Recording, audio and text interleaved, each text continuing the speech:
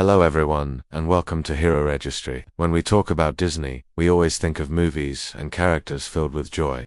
It's safe to say that Disney even represents the happiness of our childhoods. However, behind these films, there are also some dark theories. In this video I'll be discussing a few of these dark conspiracy theories. I want to clarify up front that these theories are not actual events from the stories, nor are they confirmed facts by the filmmakers. So, please, listen to them as theories. Only. The Little Mermaid theory. First up, let's talk about a theory concerning the Little Mermaid.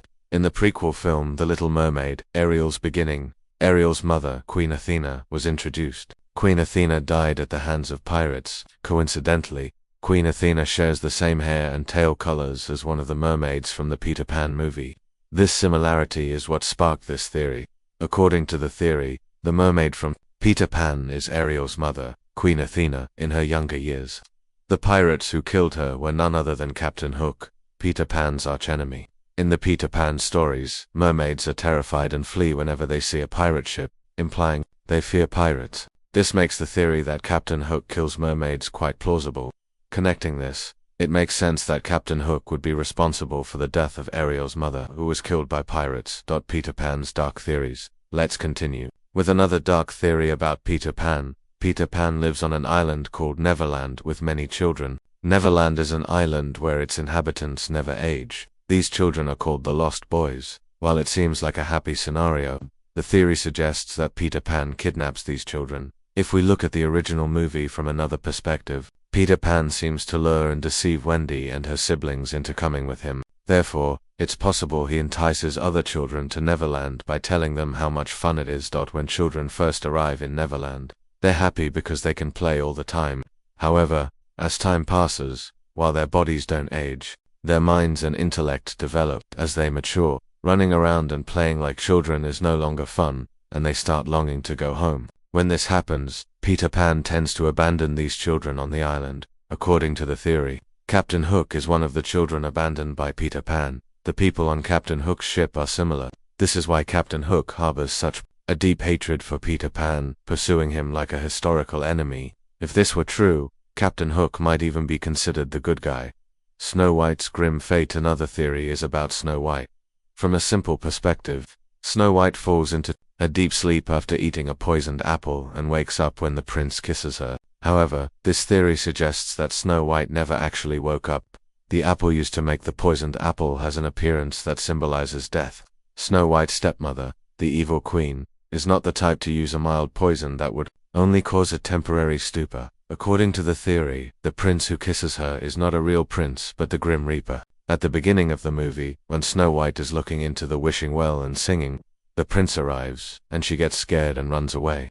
This could imply that the Grim Reaper appeared as the prince to claim Snow White's soul after she might have fallen into the well and died.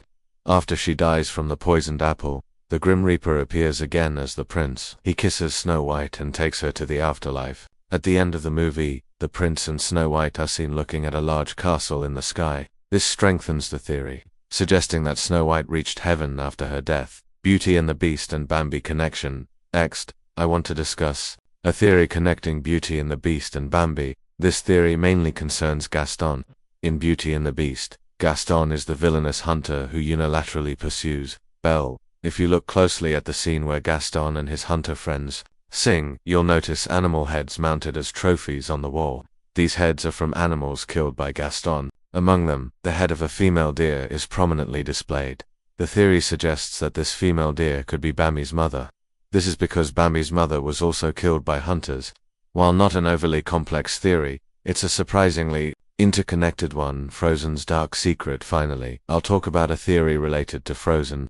In Frozen, Anna's boyfriend, Kristoff, is friends with a large reindeer named Sven. Reindeer are a species of deer almost as big as horses. Both Kristoff and Sven are orphaned friends who have known each other since childhood. However, this theory suggests a rather dark reason for Sven being an orphan.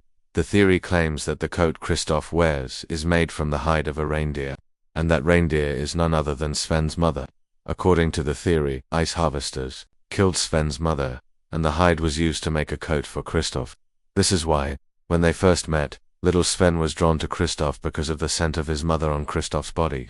Sven remains loyal to Kristoff and doesn't hate Humans because he's completely unaware of this truth. Christoph himself probably doesn't know that his coat is Sven's mother. While all of these are just theories, for some people, they can have such an impact that they might not want to re-watch these movies. Even if they do, these theories might interfere with their previous purely joyful perceptions, making it a bit unsettling. So, that's it for today's video.